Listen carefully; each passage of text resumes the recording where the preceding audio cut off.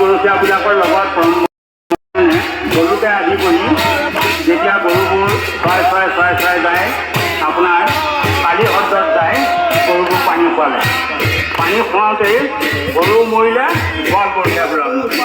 মই যেতিয়া পৰম ব্ৰহ্ম নাৰায়ণে তৎক্ষণাতে অমৃত নয়নে ৰুটি খাই পেলাই সভা পঠিয়ালে।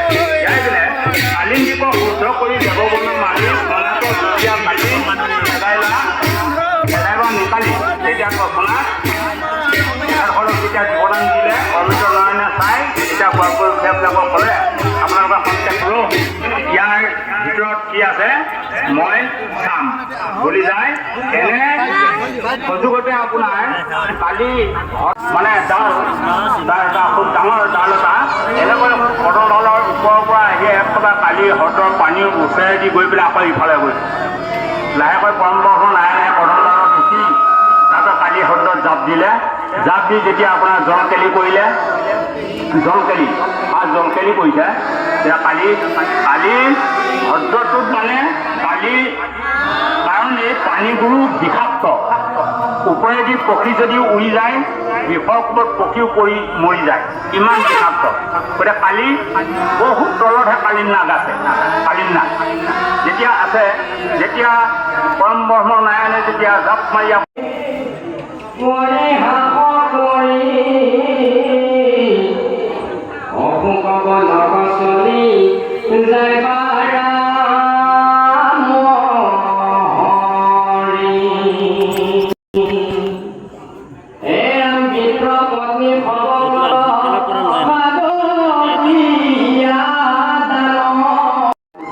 আমার মন্ত্রী মহোদয় হয়ে আমার আহমপুরে পঞ্চায়েতের অন্তর্গত আমার বর্তমানের প্রতিনিধি এপি বিভাগ প্রণালী করা বাইদেউ, আমার হীরামণি বড়া বাইদেউদের জাতীয় মণ্ডলের উপসভানেত্রী, আমার ভক্তিজনের আহ্বায়ক মুকুল রাজ্যে মোহনী মিনামরিয়া, আমার জ্যেষ্ঠ 3 নং ওয়ার্ডের সভাপতি তীরেন্দ্র ডেকাদে, নরেশ্বর দাসদে, আমার নগর উপস্থিত হিমান্ত দাস, দীনা দাস, একসঙ্গে আমার মন্ত্রী মহোদয় এবং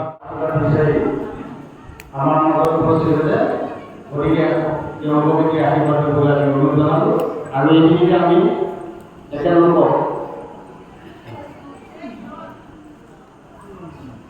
আমি ভগৱতী ওচৰত সম্বৰ্ধনা জনাব বিচাৰিছোঁ। তাৰপিছতে নৰেশ্বৰ দাসে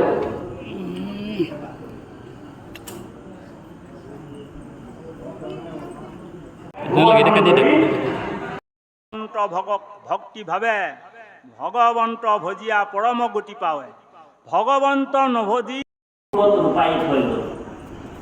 বলে নম সমস্ত ভূতানামাদি ভূতায় ভূভৃতে অনেক রূপ রূপায় প্রভু বিষ্ণুয়ে নম নমঃ। অনেক রূপ রূপায়িত হইল। নিজেই গরু গুরুক্ষ দামড়ি হইল, নিজেই বালক হইল। ব্রহ্মায় করে গুফার দৈব ঢুকাইছিলে ব্রহ্মরূপ, গরু গুরুক্ষ দামড়ি বিলাক গুফার ভিতরে ঢুকাই দিল। ব্রহ্মায় সংকোচন চাই কিনি গৰুৰ ওপৰত চাবলৈ ব্ৰহ্মৰ লগত মই নোপোৱা বস্তুবিলাক আছে নাই ঠিকে থাকে। দেখিছে যে যিমান গৰু গৰুকত আমবিলাক চব হৈ আছে। আকৌ পৃথিৱীত আহিছে, ব্ৰজধামত দেখিছে গৰু গৰুকত আমবিলাক যিবিলাক মই লুকুৱাই ৰাখিছিলোঁ চব চেম টু চেম ইয়াতে আছে। ব্ৰহ্মাৰ 4খন মূৰেৰে চক্কৰ আহি গ'ল। ব্ৰহ্মাই প্ৰাৰ্থনা কৰিবলৈ আৰম্ভ কৰিছে কৃষ্ণ। কি বুলি প্ৰাৰ্থনা কৰিছে? দশম স্কন্ধত আছে, বড় সাংঘাতিক প্ৰাৰ্থনা। এই প্ৰাৰ্থনাটো আপোনালোক আমিও কৰিব লাগে। ব্ৰহ্মাই যিটো প্ৰাৰ্থনা কৰিছে, ব্ৰহ্মাই কৈছে ভগৱানক, তেৰাং অগ্ৰতে ভমিও দুখ জগত নিবাস হেন কৃপা কৰিও বোলাও তজো দাস। বোলে গৰ্ভতে ঠাকুন্ত উদৰতে ঘালৈ পাৱে, তাৰ অপৰাধ নধৰে যেন তোমার কুখিত আছো সরাসর যত আমি দুঃখিত কখমি উপদামোদর। ব্রহ্মায় প্রার্থনা করেছে গর্ভতে থাকুন তো উদরতে খালই পাবে, তারও অপরাধ নধরে যেন মানে। তোমার কুখিত আছো সরাসর যত আমি দুঃখিত কখমি উপদাম। এই প্রার্থনাটা ব্রহ্মাই করেছে। ব্রহ্মায় কি প্রার্থনা করেছে যে হে নারায়ণ, হে কমলনয়ন, বলে গর্ভতে থাকুন তো উদরতে খালো পাব। উদর মানে পেট। যেতিয়া গর্ভবতী মহিলাটো শিশুটো যেতিয়া গৰ্ভত থাকে, গৰ্ভৰ শিশুটো বোলে মাকৰ পেটৰ ভিতৰৰ পৰাই লাভ মাৰে, ইফালে লঠি আহিছে ইফালে লঠি আহিছে। মাকে বেয়া পায় নেকি? বোলে বেছিকে ভালেই পায়। তাৰ অপৰাধ, শিশুটোৰ অপৰাধটো মাকে নধৰে, ধৰে নেকি? ঠিক প্ৰভু তোমাৰ এই বিশ্ব ব্ৰহ্মাণ্ডটো তোমাৰই, এই বিশ্ব ব্ৰহ্মাণ্ড তোমাৰই। আৰু আমি মহাপাপী জীৱবিলাক তোমাৰ উদৰতে বাস কৰি আছো প্ৰভু। আমাৰ বহুত ভুল ত্ৰুটি হৈ যায়, তুমি ক্ষমা কৰিবা না। সেইবুলি ব্ৰহ্মাই প্ৰাৰ্থনা। তেতিয়া ভগৱানে ব্ৰহ্মাক এৰিছে। গতিকে এই অহংকাৰ শূন্য হৈ আমি ভক্তি কৰিব লাগিব। ভক্তি কৰিবলৈ হ'লে তিনিটা আমাৰ লাগতিয়াল আহিলা লাগিব। এক হৈছে নিষ্কাম, ২ নম্বৰ নিস্বাৰ্থ, ৩ নম্বৰ হৈছে নিস্পৃহা। নিস্বাৰ্থ, নিষ্কাম আৰু নিস্পৃহ। ভগৱন্তক ভক্তি কৰিলে একো বস্তু বিচাৰিব নালাগে।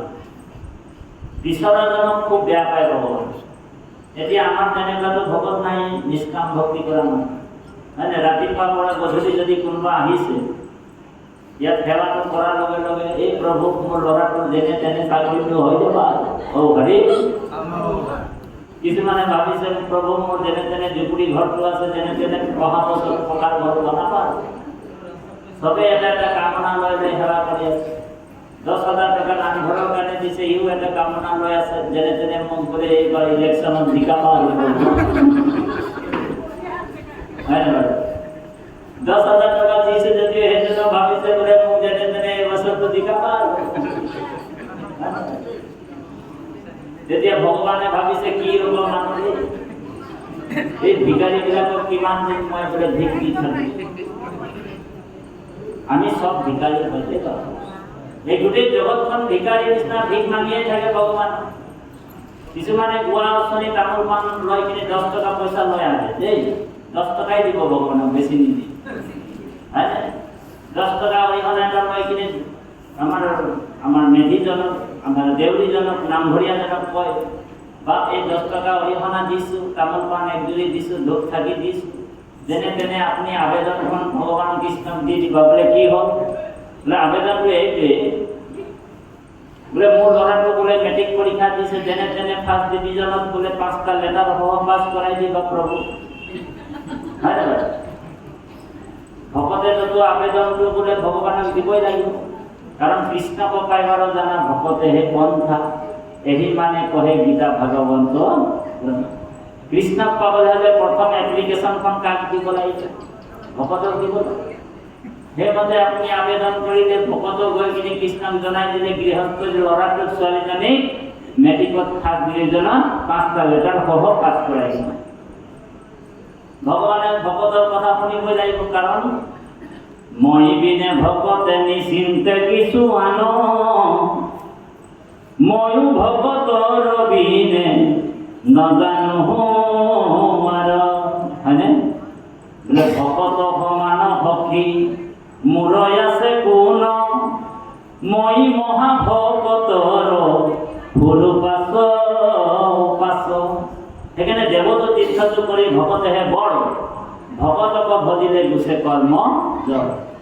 ভকতজনে জনাই দিলে ভগৱন্তক যে তেওঁ গৃহস্থ ল'ৰাটোক ছোৱালীজনীক যেনে তেনে প্ৰভু কৃপা কৰিবা আৰু ফাৰ্ষ্ট ডিভিজনত পাছ কৰাই দিবা। আৰু যেতিয়া ফাৰ্ষ্ট ডিভিজনত পাছ হৈ গ'ল, তাৰপিছত ভগৱানকো পাহৰি যাব, ভকতকো পাহৰি যাব, নামঘৰ পাহৰি যাব।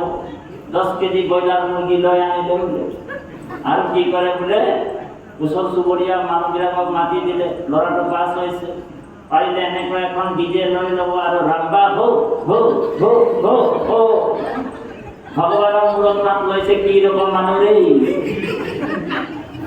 বোলে যেতিয়া বিপদ হৈছে বোলে তেতিয়া বাৰে বাৰে মোৰ ওচৰত আহিছে আৰু যেতিয়া বিপদবিলাকৰ পৰা মুক্ত হৈ যায় তেতিয়া মোকো পাহৰি যায় নামঘৰো পাহৰি যায় ভকতকো পাহৰি যায় হৈছেনে প্ৰভু গতিকে কৃপালু বাবাই সমস্ত এই অহংকাৰ শূন্য হৈ আমি ভগৱানৰ ভক্তি কৰিব লাগে শিৱৰ অহংকাৰ হ'ল ভগৱন্ত শিৱৰ অহংকাৰ দূৰ কৰিছে গোপীসকলৰ অহংকাৰ হৈছে সেইকাৰণে গোপীসকলৰ পৰা ভগৱন্ত অন্তৰ্ধ্যান হয় ভগৱন্ত অন্তৰ্ধ্যান হৈ অন্তৰ্ধ্যান হোৱা নাছিলে অন্তৰ্হিত হৈছে অন্তৰ্ধ্যান আৰু অন্তৰ্হিতটো বেলেগ বস্তু অন্তৰ্ধ্যান মানে ভগৱন্তে একেবাৰে নাইকিয়া হৈ বৈকুণ্ঠত বহি থকা অন্তৰ্হিত হৈ বগলে গোপীসকলৰ হৃদয়তে সোমাই আছে যেনেকৈ হিৰণ্যকশিপুৰৰ হৃদয়ত ভগৱান সোমাই আছে হিৰণ্যকশিপুৰে আপোনালোক জানে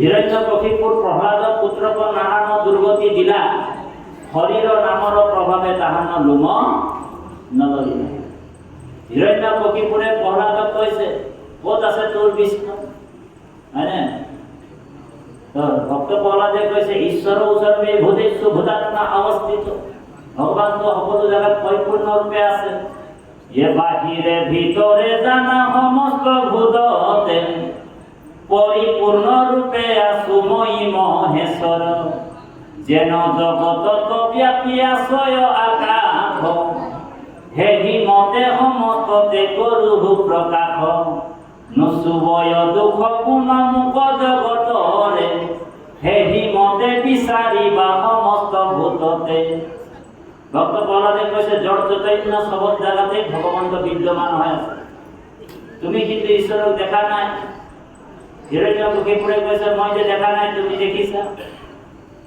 হিৰণ্যকশিপুৰক ভক্ত প্ৰহ্লাদে কৈছে তোমাৰ সেই দিব্য চকুটো নাই মই সকলো জেগাতে ঈশ্বৰক দেখিছোঁ হিৰণ্যকশিপুৰে কৈছে এই কোঠাটো ভগৱান আছে নাইতো বিষ্ণু ভগৱানক বিচাৰি কিনি হিৰণ্যকশিপুৰ বৈকুণ্ঠলৈ গৈছিল 3 বাৰ মান গৈছিল যিমান স্বৰ্গৰ দেৱতাসকলক বান্ধি ৰাখিছে দেৱতাসকলো ভয়তে গছত চঢ়া হৈ হৈ লুকাই আছে ইমানক পৰাক্ৰমী আছিলে দৈত্যজন হিৰণ্যকশিপু আপোনালোক জানে আদি দৈত্য আছে হয়নে বাৰু গছত মৰা হৈ হৈ আছে আৰু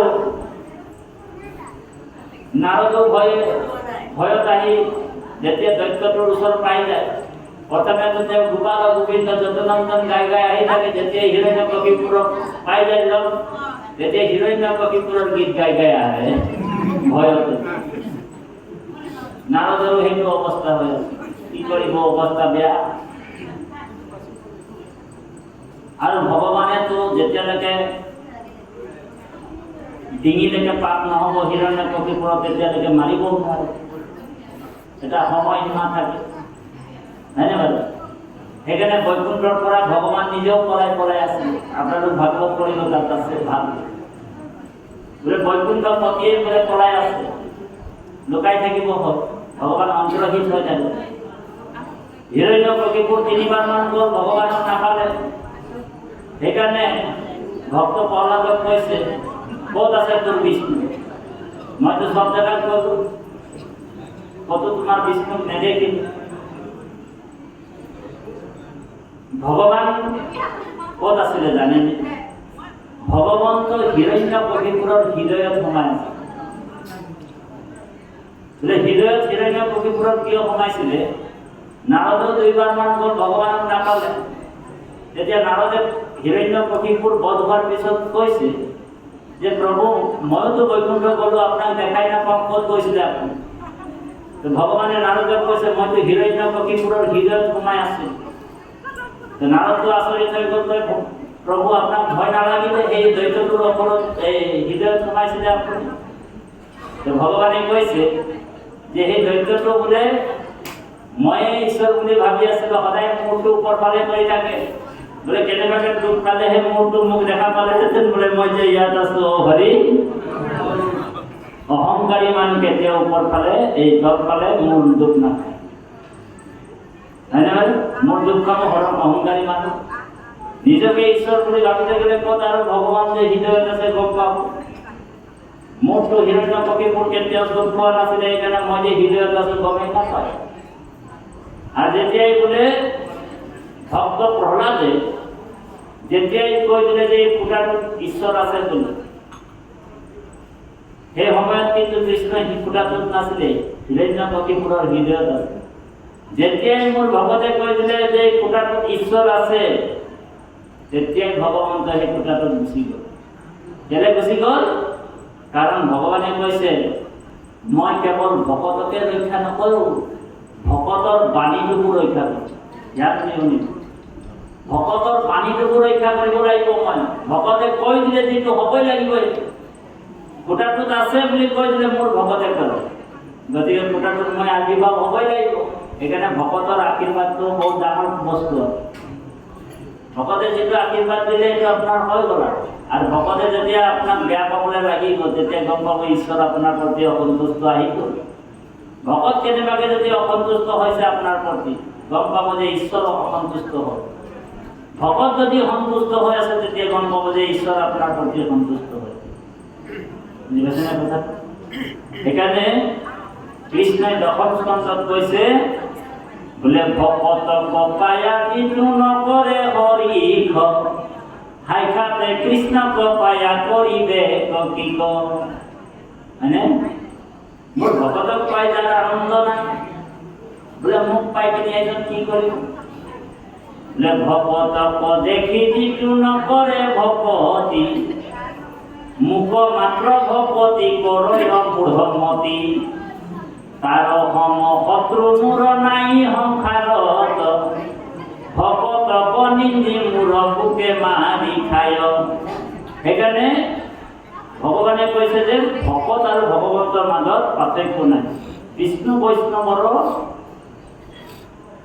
দুইজন বোলে বিষ্ণু আৰু বৈষ্ণৱৰ কিঞ্চিত একো ভেদ নাই, দুইৰো কথা কৰে পাতকৰ কম আছে। সেইকাৰণে ভকতজন যদি আপোনাৰ গৃহলৈ কেনেবাকৈ গধূলি গৈছে, সেই সময়ত আপুনি গুৰু সেৱা কৰিবলৈ ওলাইছে, প্ৰথমে আপুনি কিন্তু গুৰু সেৱা নকৰিব। প্ৰথমে আপুনি ভকত সেৱা কৰিব, তাৰপিছতে আপুনি গুৰু সেৱা কৰিব। আৰু আপুনি যদি কৈ দিয়ে বা আপুনি বোলে বাৰান্দাত বহক, মই প্ৰথমে গুৰু সেৱাটো কৰিলোঁ, কিছুমান মানুহ তেনেকুৱাও থাকে। গুৰু সেৱা কৰিবলৈ সোমাই গ'ল ভিতৰত, ভকতজনক বাৰান্দাত বহাই ৰাখিছে, আইগৰাকী ওলাই আহিব বুলি কৈ দিলে, তেওঁ গ'ল আৰু গৈ ভিতৰত গুৰু সেৱাৰ মানে নাম গৃহলৈ সোমাই গ'ল। তাৰপিছত তেওঁৰ মনত এটা বুদ্ধি খেলালে। বুদ্ধি কি? তেওঁৰ মনত ভাৱনা এটা লৈ ল'লে যে মই যে চৈধ্য প্ৰসংগটো জানো, ইয়াক অলপমান দেখুৱাব লাগে, শুনাব লাগে। কিছুমান মানুহ তেনেকুৱা, মই যে কিমান ধুনীয়া প্ৰাৰ্থনা গাবলৈ পাৰোঁ, হয়নে বাৰু?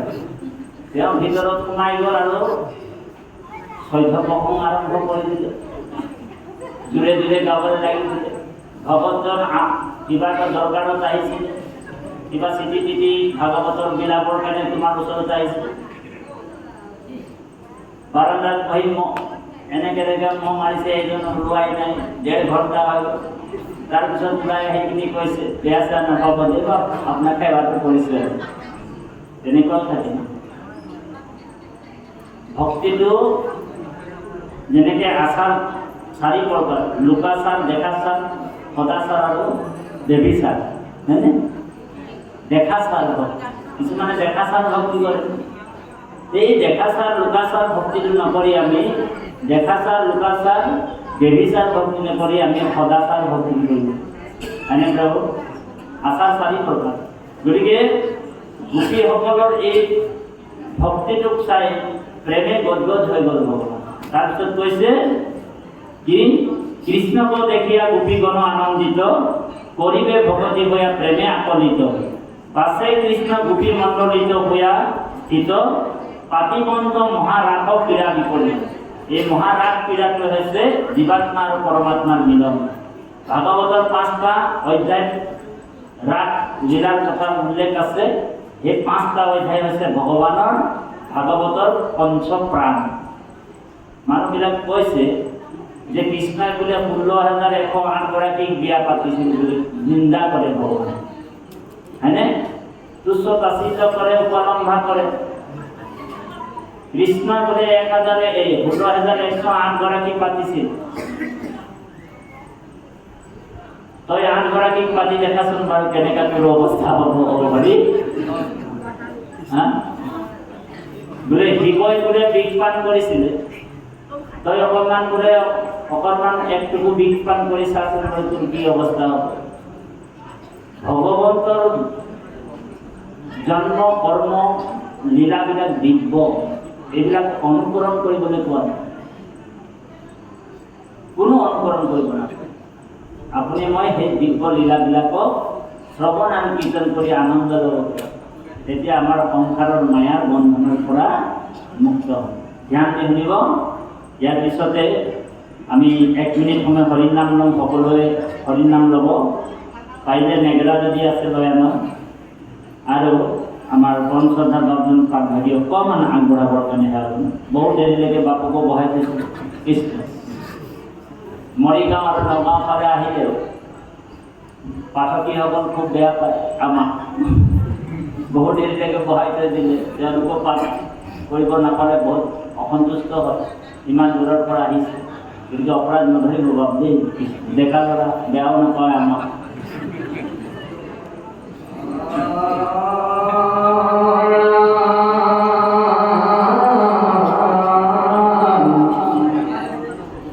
ভঙ্গি ভাবে নিয়মিতে কৃষ্ণ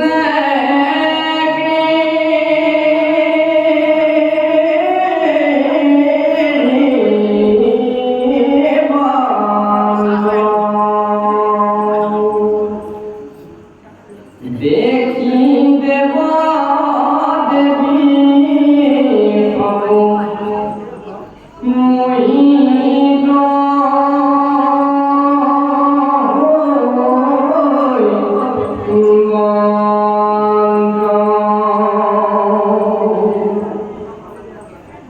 একদিনা বলরাম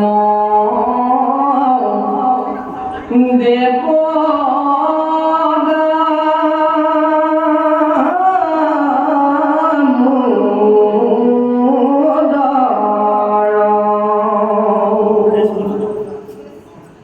গোপী খবর ফুরি বন্ত বনর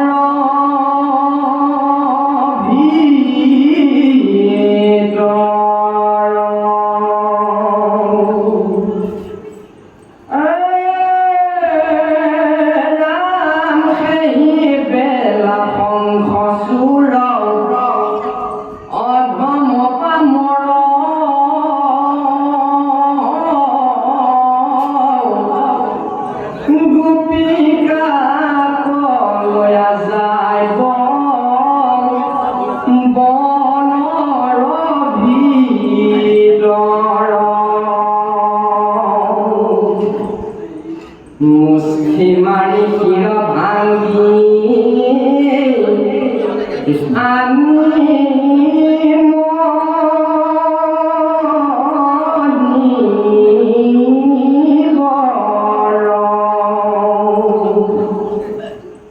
বল কুতিবন্ত কৃষ্ণ জগৎ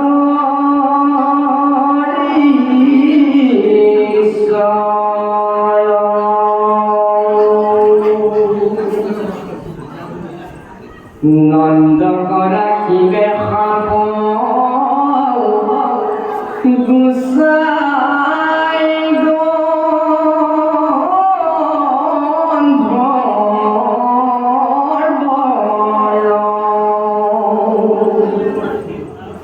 গোপী গীত গাইবে গুণ ব্রণায়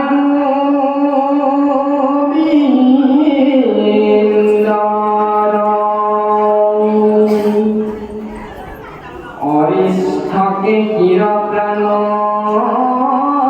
হরি ভগবান তজুস্তুতি শুনি ভূমে করিবে নির্জাল অকণ্ঠে পাঞ্চি বেক পাছে আঁকিবা অকুৰ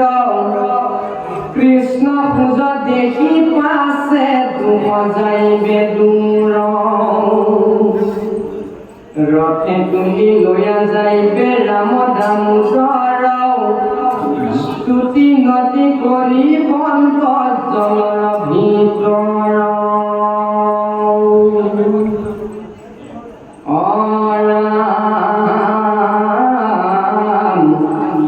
পাছে মথুৰাত কৃষ্ণ হৈব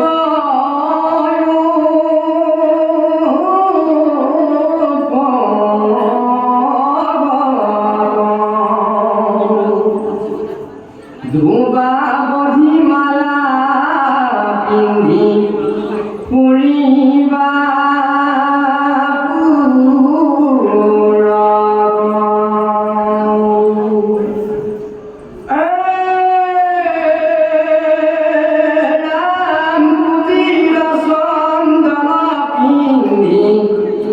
তাই কৰি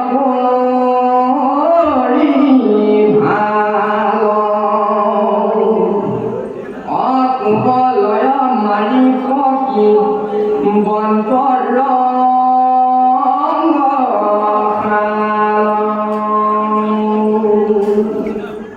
যুদ্ধ কৰি সমৰত নিপাতিবে মাল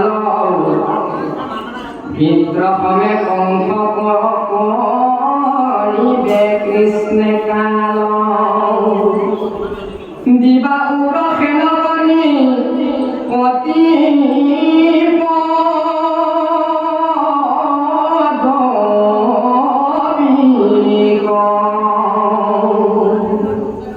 উদ্ধৱক কথাই শান্ত কৰাইবা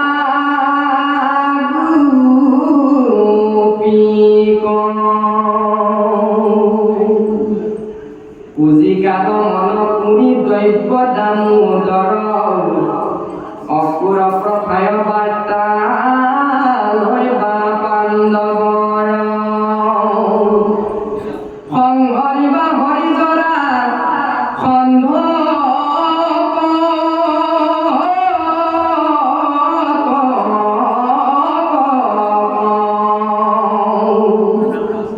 মুচুকুন্দ পাশে পথাই বন্ত